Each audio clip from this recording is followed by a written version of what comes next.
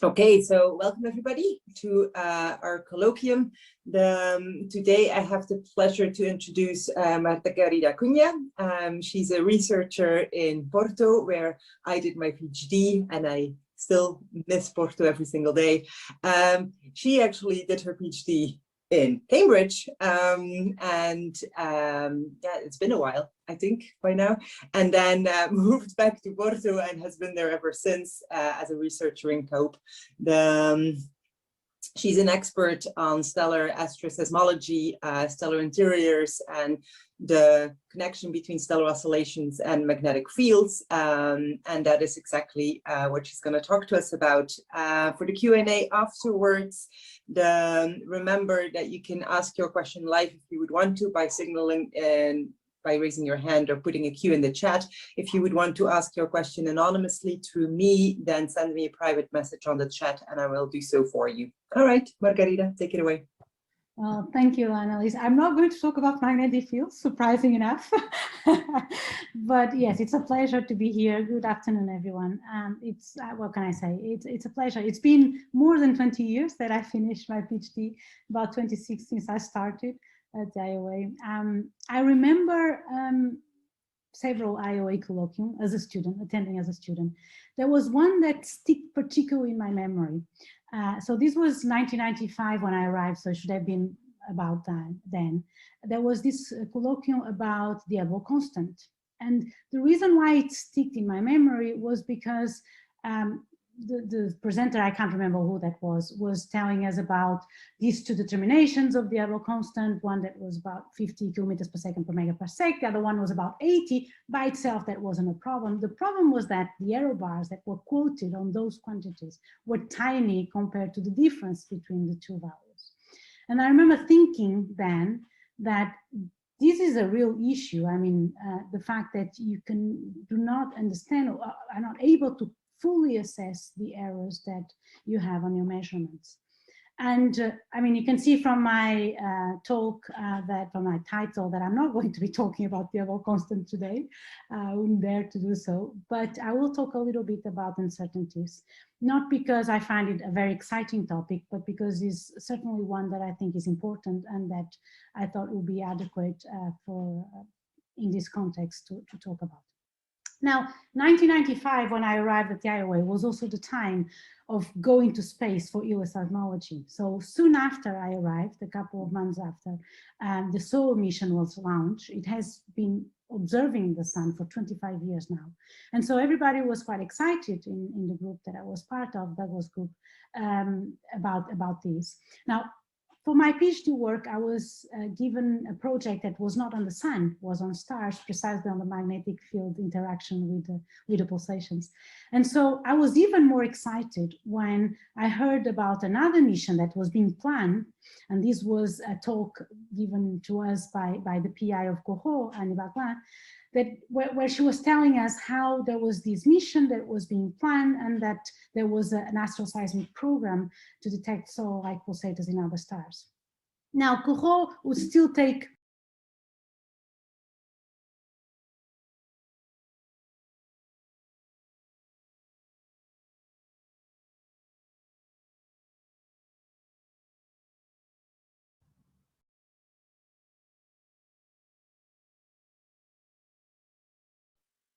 I think you muted yourself on accident. Did I unmute myself? Yes. Okay, sorry about that. It wasn't, the slides were not moving. I think they moved now, right? They changed. Okay.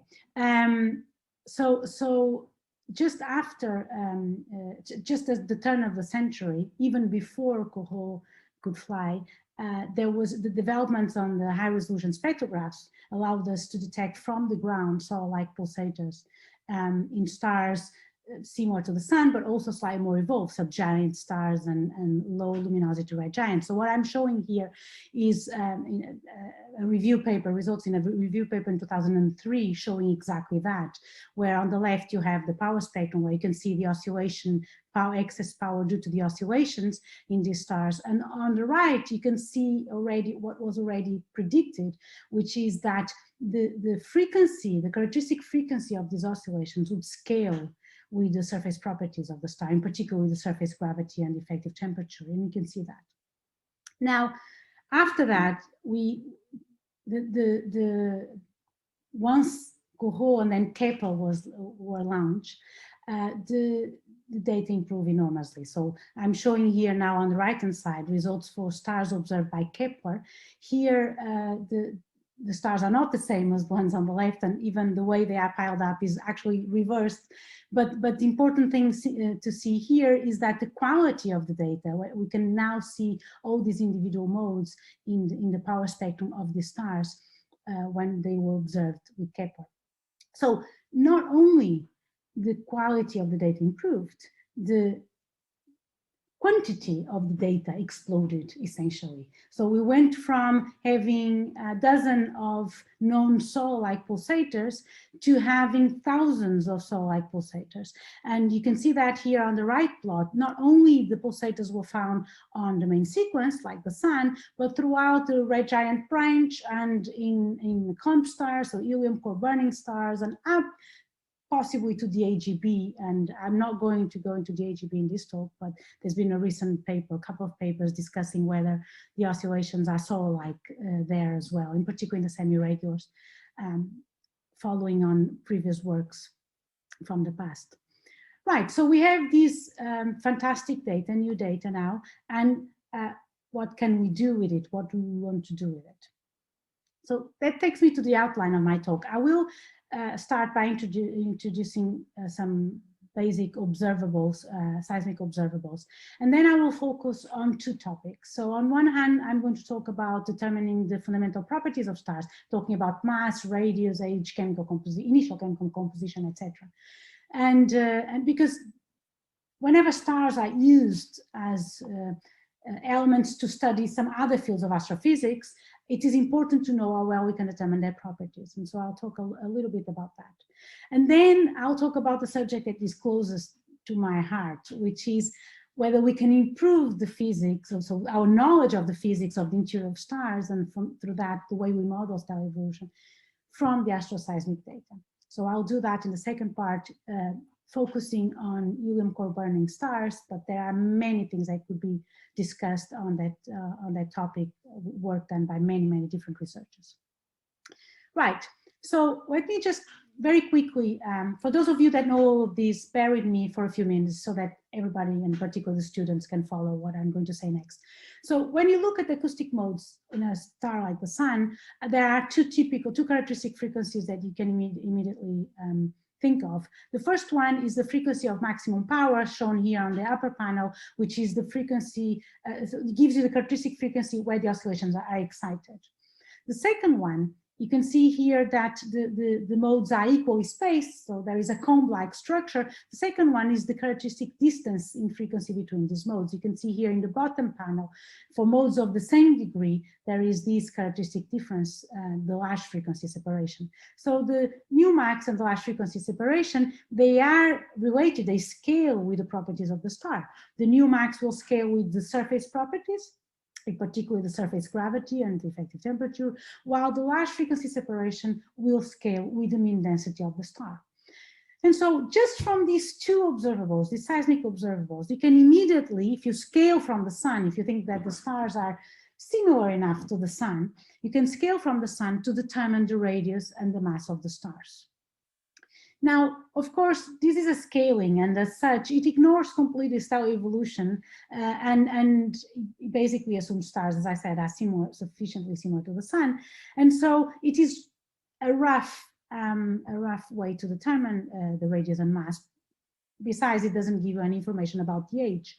And so usually what is done, even when only these two, the nu max and delta nu, are known, what is done is something a little bit better than just this scaling. What is done is that we use stellar evolution models to, together with these two constraints, determine radius, mass, and age of the stars. And then you can do a little bit better than just using these scaling relations.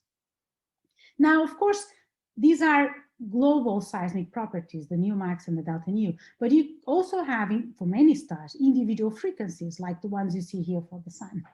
And each of these individual frequencies will probe the star in a different way. And that's what's depicted here on the left-hand side. So modes of different degrees and different radio orders, so different frequencies as well. They will give you, each of them will give you an average view of the interior of the star. But if you combine them, because they give slightly different averages, you can start thinking of getting individual localized information on the star. So each gives you a slightly different view of the interior.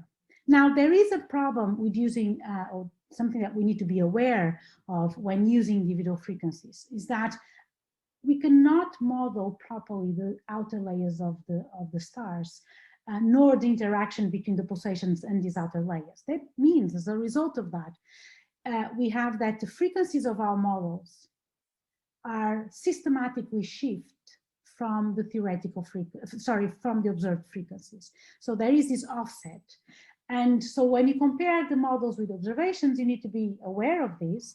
And there's two ways to go about to take that into account. One is to correct the model frequencies in a parameterized way. So from the knowledge we have, for instance, from the sun, we know how this, what are the characteristics of these shifts. We can from that knowledge have a parameterized way to correct the individual frequencies.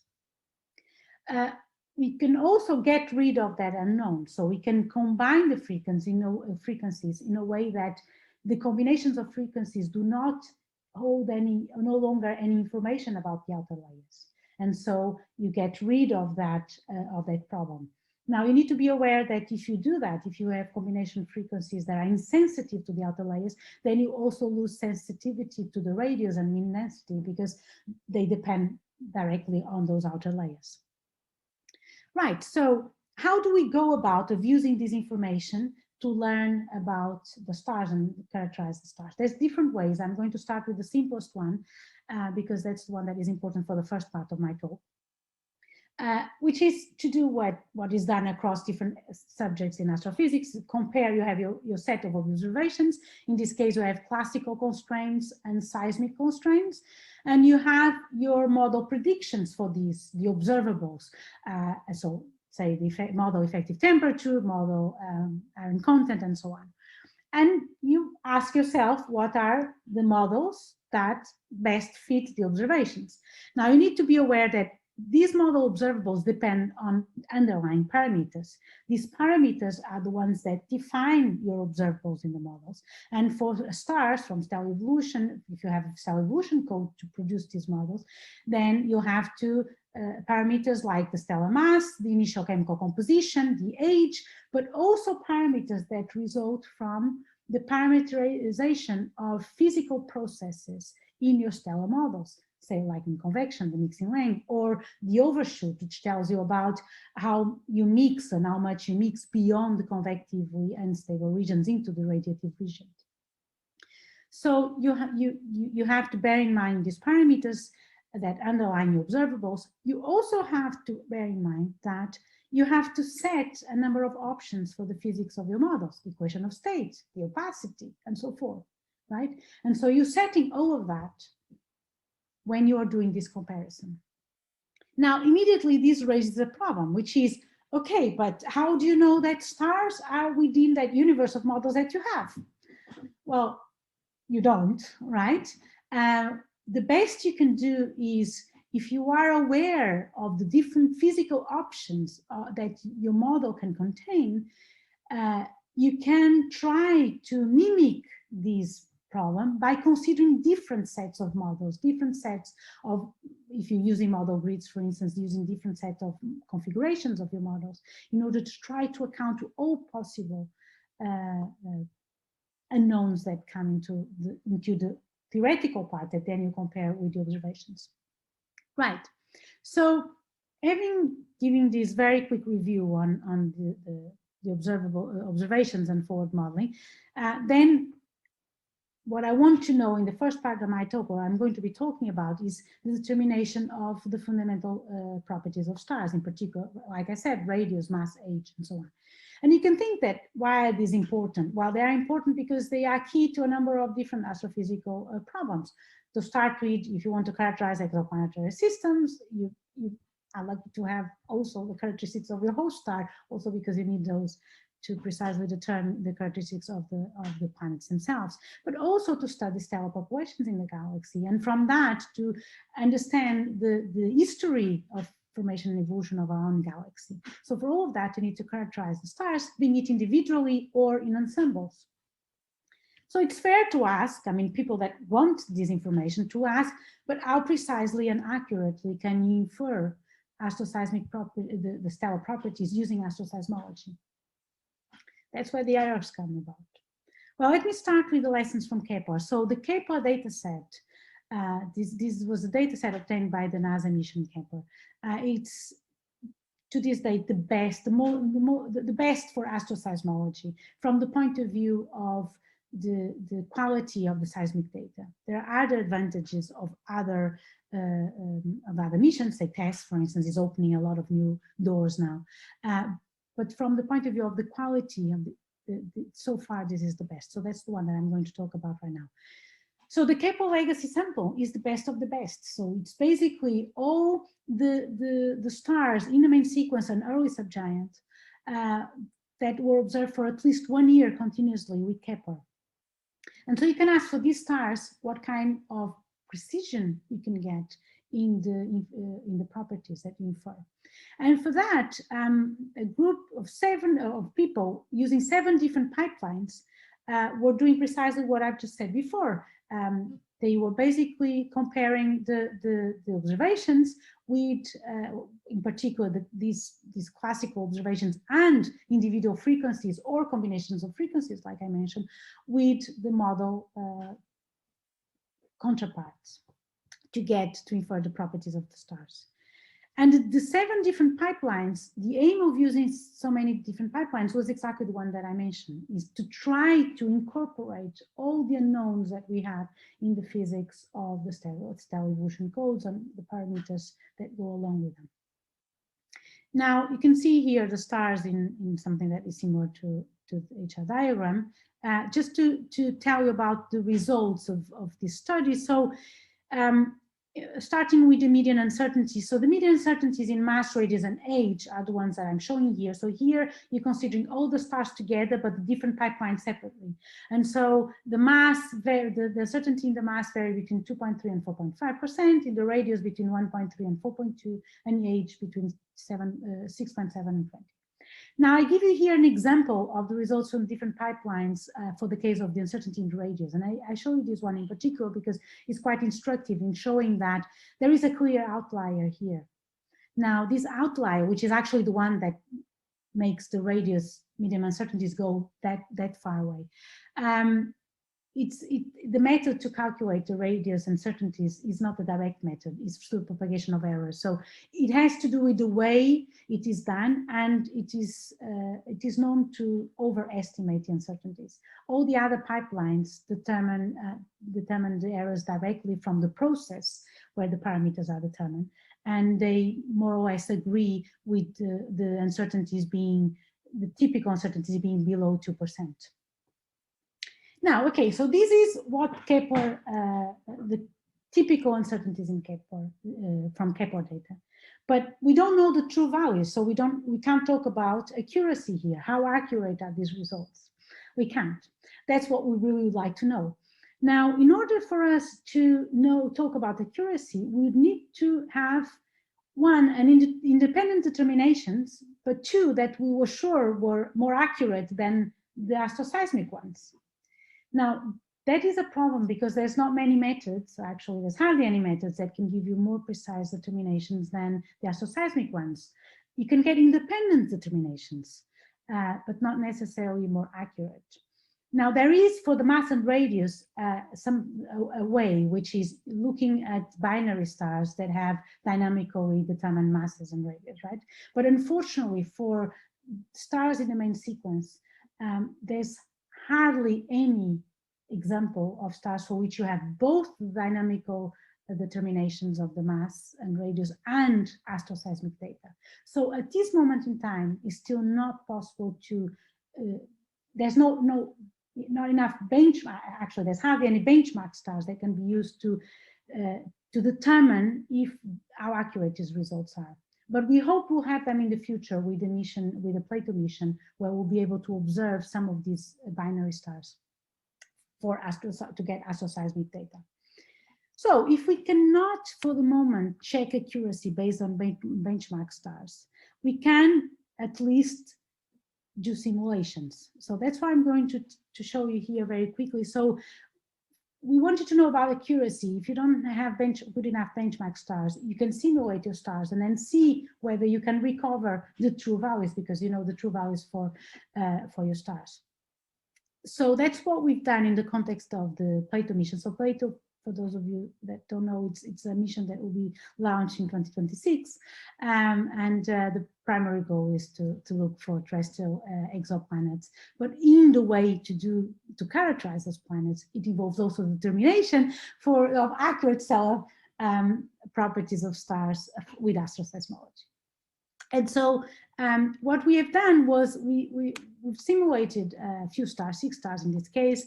They are shown in a very rough HR diagram generated last night, so don't take too much look of it, but it's just to give you an idea where the stars are. You have here the properties of the stars, and basically what we simulated were 2 years observations with the typical uncertainties in effective temperature and iron abundance.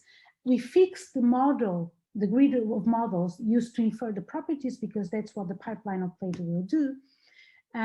But we use 6 different methods of inferring the properties from that same model grid. So here the physics of the model grid is fixed.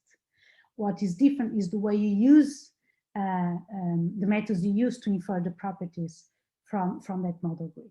And we use the observations, simulated observations, classical, and also the seismic, so the individual frequencies, or this epsilon matching is again a way of combining things such that you are insensitive to the surface properties. Now, more important than the properties of the observables of these stars are how they were generated. So for 3 of them, the physics of the stars that were generated, the simulated stars, was the same as that in the grid. For the other 3, the physics was different. So the stars were actually outside the model grid. Now, the way these exercises are done is whose modeling does not know about the input. So they didn't know that to start with when they were inferring, right? And so 3 are exactly the same, have exactly the same physics as the grid, the other 3 don't. And I'll go through that as I present the results. Now, one of the stars for which the physics is the same as in the model grid, so in the grid of models, we did an extra thing, which was one of the parameters was outside the range of parameters considered for the model grid. So again, the star is not exactly within the model grid because it's the parameter, one of the parameters outside the range. And the same thing for one of the stars that has, in addition, other differences in terms of the physics. Now, when I say the star is in the grid of models, I don't mean that it's actually there. It's somewhere within the parameter space, right? Right. So for the results, let me go slowly here so that this is clear. So what I'm showing is the difference between the inferred property and the true property, relative difference. So the relative difference in mass, relative difference in radius, and in age. And for each star that you see here, you have a cluster of results that correspond to the different pipelines, different methods of inferring. Now, very briefly, they are all very consistent. So it's not really, there's nothing here that tells us, oh, one method is better than the other. One of the things that we did was, as I said, we had a model whose parameter, in this case was the overshoot parameter, was very different from the range considering the grid. We wanted to see, we checked through that all the hounds, so all people making the modeling of the stars, detected there was a problem. So all of them raised the flag saying, I cannot model this star properly. So it was clear that the grid of models was not adequate. And that's important because if that happens with real stars, it's important that we can detect that the grid is inappropriate, it's not adequate. And it was the case, we all detected it. So that was for George. So I will not talk with for George anymore because that would be a no result in a real case. People have identified that they couldn't model it. Then the only two other cases where we could see a more or less significant discrepancy, and here what I'm showing, this is the relative error, so to the true value, most extreme. So when you consider all stars and all pipelines separately, the worst case for the mass was 4.3%, that was for Fred, for this star here, and for the radius and age was Gerald, this star here, where you had 1.33% for the radius and 11% for the age. Now, if we look at the properties of the stars, it's very easy to understand what's going on. Basically, for Fred, I told you that one of the parameters in this case was the helium to metals ratio was outside the grid for the star. So the grid allowed it to go down to 1, the ratio dy/dz, so the enrichment ratio, and the star had 0.7. That basically meant that in the grid for every metallicity we were looking for a star, the star would have too much helium, and because it had too much helium, the minimum molecular weight in the core was too high. That would lead to too much luminosity, but because we are imposing a luminosity in the way we fit, it basically compensates with having a smaller mass, which is what we see here.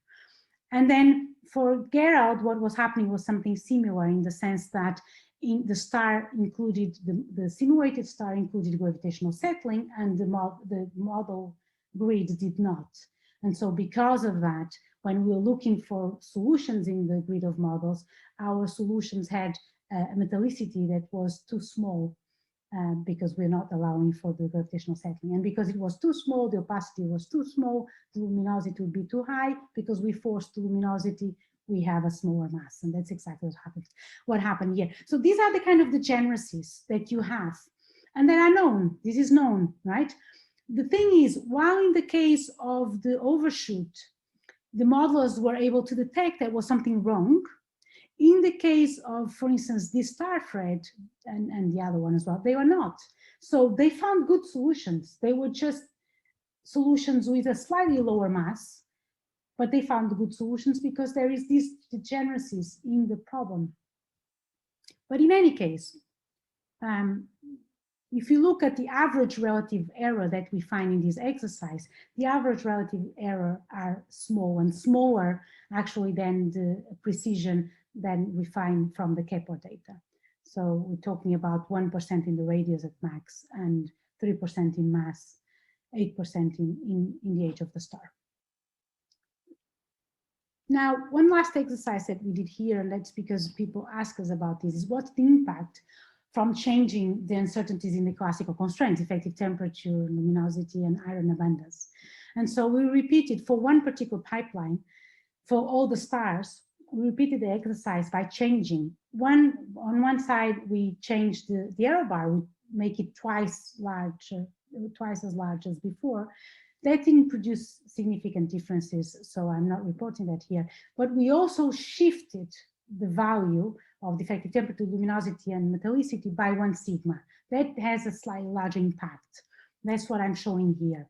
So for one, this is now is one pipeline for all the stars, and the clusters of results now show how things change when you go from the original values here in black and changing the metallicity to -1 sigma, changing it to +1 sigma, luminosity the same, and then the effective temperature.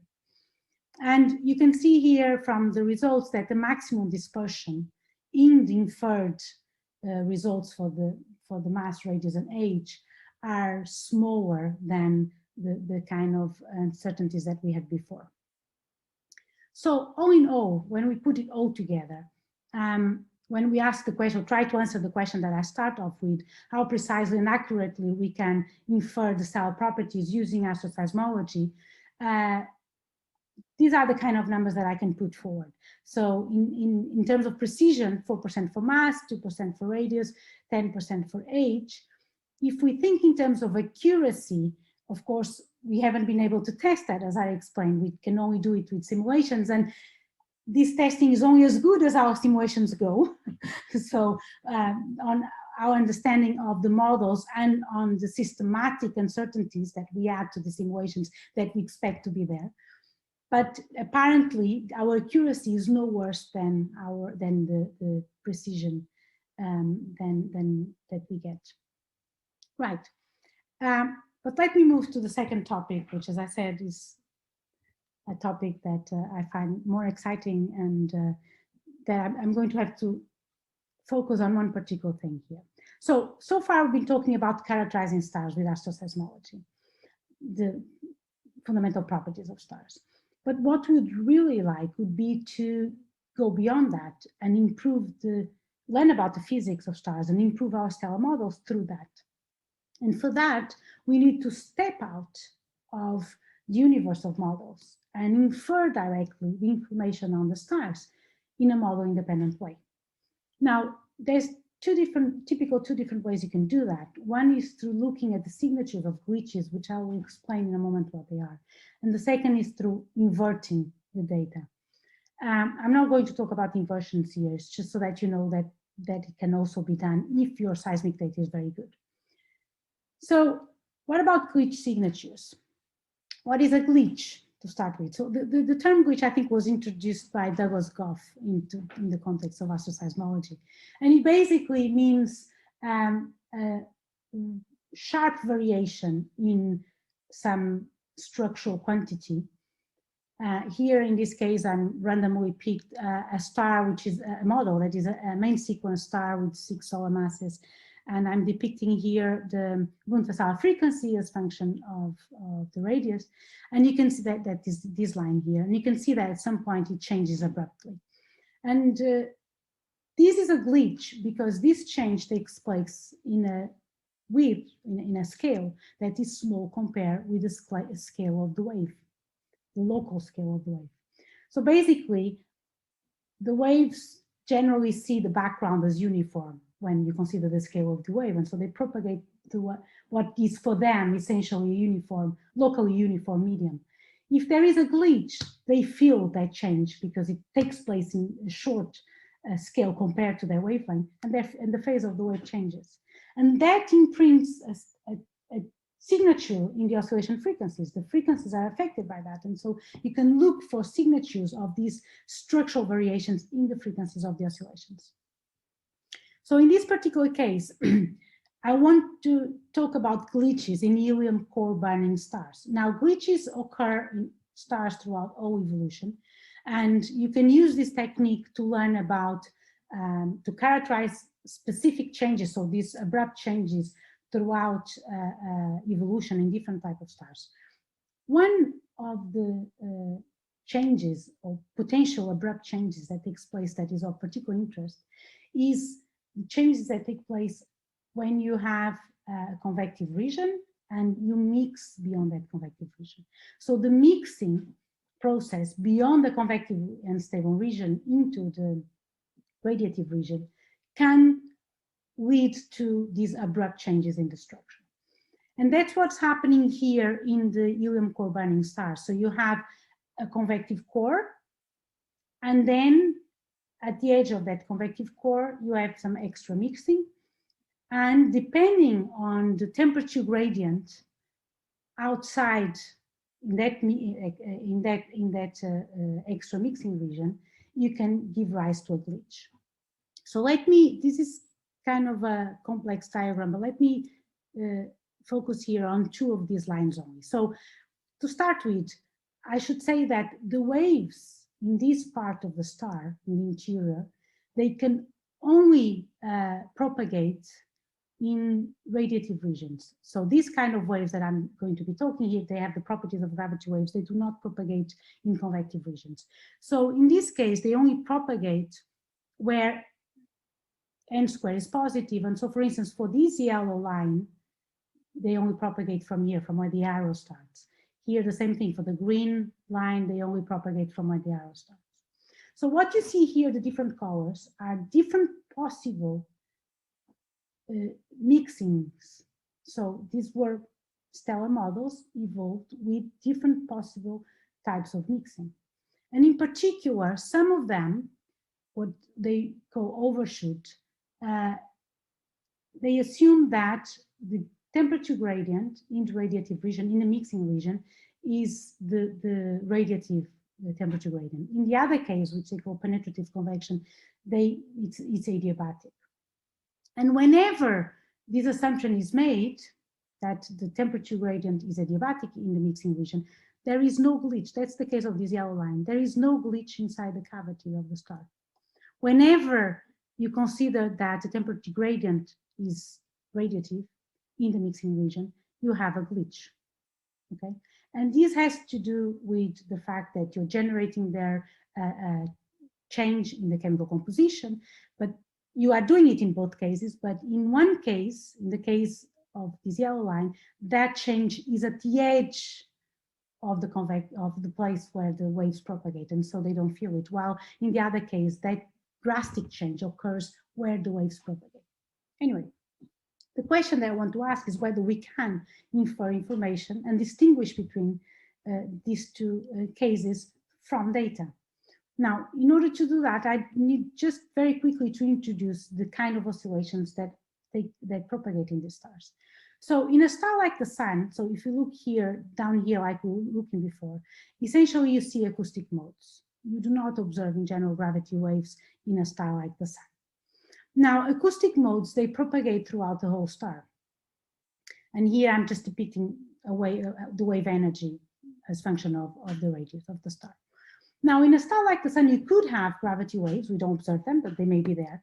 But they propagate only in the interior, precisely because they only propagate where in the radiative regions. They cannot propagate in the outer layer of the Sun or in a star like the Sun because it's convective.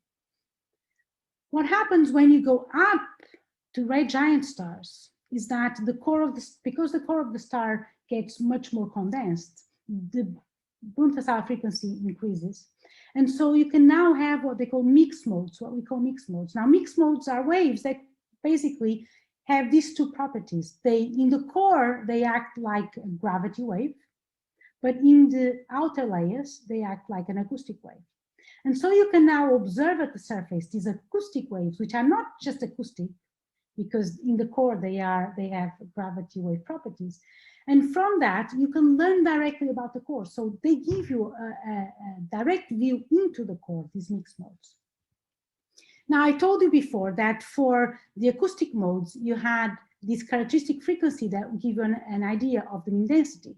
For pure gravity waves, if the waves were purely gravity waves, you also have a characteristic, now not a characteristic frequency, but a period spacing that would tell you something about how centrally condensed the star is.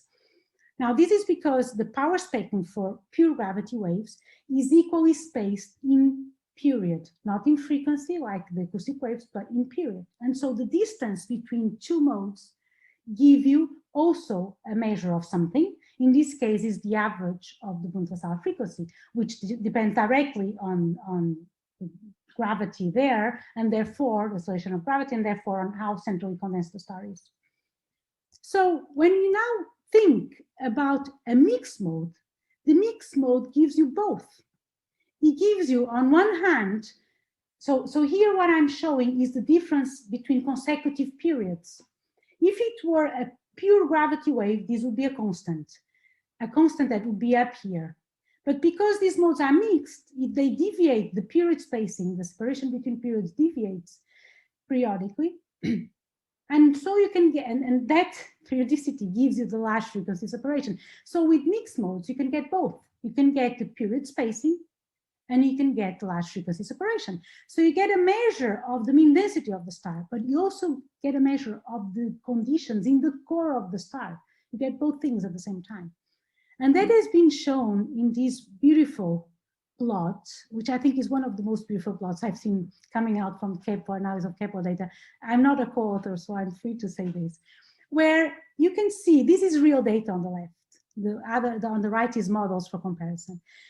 When the stars leave the main sequence, start evolving and start having these mixed modes, you can follow their evolution through subgiant phase, red giant branch phase, and then helium core burning phase, just with these two asteroseismic properties, the large frequency separation and the period spacing, and you can follow them. You can, moreover, you can distinguish stars that are in the red giant branch and stars that are burning helium in the core through this diagram, which you cannot do in an HR diagram, for instance, just from their temperature and luminosity. Right. But the question, and I'm coming to the end, is whether you can go further than that. Can you actually learn about those variations, local variations inside these evolved stars? To convince you that you can, let me first show you a couple of examples from models. Here I'm showing the Brunt-Vasara frequency as function of that in the core of two red giant branch stars. This one here does not have a glitch. Let me tell you that helium shell burning is not a glitch because the wave has a very short scale there, much shorter than this variation that you see here. When you go further up in luminosity, you go through the luminosity band. There is a glitch. And there is a glitch because the signature from the first red dot, which is basically a change in chemical composition, which was all the time there, it goes inside the cavity of where the waves propagate. And so here you have a glitch. When you look at the period spacings for these two stars, you can see that they are completely different. In the top one, you see they are basically as you expected, with no glitch. But when you have a glitch, the aspect changes completely. And this signature is the one that is going to be used to infer the properties. Now, we know how it changes because we can do analytical asymptotic analysis, simple analysis that tell you how this glitch affects the frequencies of the modes. And actually these red lines on top of the black are the analytical predictions compared with the model, what you get from actual models. And these analytical predictions are based on essentially two parameters: the location of the glitch, where the glitch is, and the amplitude of the glitch. A little bit, it may depend also on the form of the glitch, but essentially you have these two parameters. And so if you can find the signatures in the data and fit these analytical expressions to that, you can immediately determine where these glitches are located and tell something about how significant they are. Now, going back to the observations and to try to test this on core helium burning phase. So we have looked at 300 helium core burning red giant stars with no signs of rotation, because rotation also is a signature that we don't want there. It is different from the glitch signature, but it makes the analysis harder. And relatively low mass, so that they all go through the helium flash, and therefore they start the helium burning phase in similar conditions in the core. We found glitches in a number of them. So how do we find these glitches? We do not look for the period spacing. So if you remember the period space, if you allow me to go to things. So the period spacing would have this aspect. Now, we don't have all the frequencies. In observations, we cannot detect all the frequencies. So we cannot build period spacings. We need all of them to see the separation.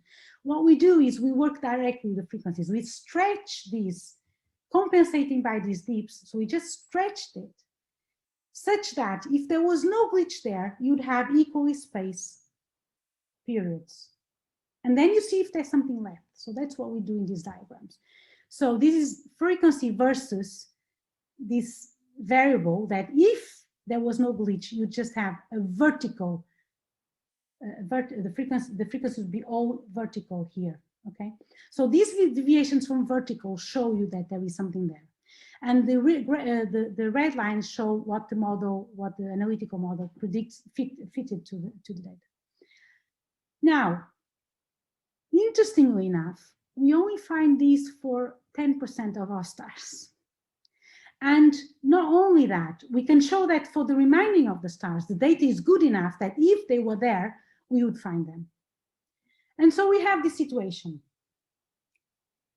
We find the glitches in 10% of the stars, we determine their location, and we know the location is compatible to what you expect from the glitch coming from this extra mixing of the core. We know from the fact that we detected that in these stars, the the gradient of temperature cannot be adiabatic, because otherwise there will be no glitch there. But the fact that we only determine these in 10% of the stars, and more importantly, there's nothing particularly special about these stars.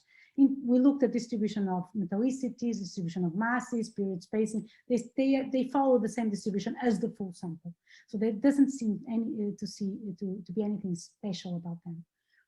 It raises a problem. So why some stars show these glitches and some do not? One speculation, but this is pure speculation, is that the glitches could be there temporarily only, and that some kind, so the glitches originate in sharp variations in the density or chemical composition. Could there be an instability that would erase that at some point and then you could build it again? I mean, this is pure speculation. We don't know the origin of why only 10% of our sample shows this. So this brings me to my conclusion about this second part of my talk. I hope I convinced you that the analysis of glitch signatures allow us to characterize very specific regions inside the stars without recurring to stellar models. And that means we can then use the inferred information to test our models and the prescriptions we have there. In this particular example that I was giving you, test the prescription for this mixing beyond the convective core. We find that only about 10% of the stars in our sample show the presence of this glitch, and we don't understand exactly the origin of that. And just as a last thing, I mean, I only talk about the glitch at the edge of the convective core, but there are many other interesting glitches. For instance, the glitch associated with the helium ionization, which can tell you about the helium content in a star and chemical element transport and so on, and that is being studied also in the context of, for instance, main sequence stars. And I think this brings me to the end of my talk. I don't know if I'm doing the time. Yeah, okay, I think it was more or less okay. I hope I was not too fast. I know it's... That was perfect.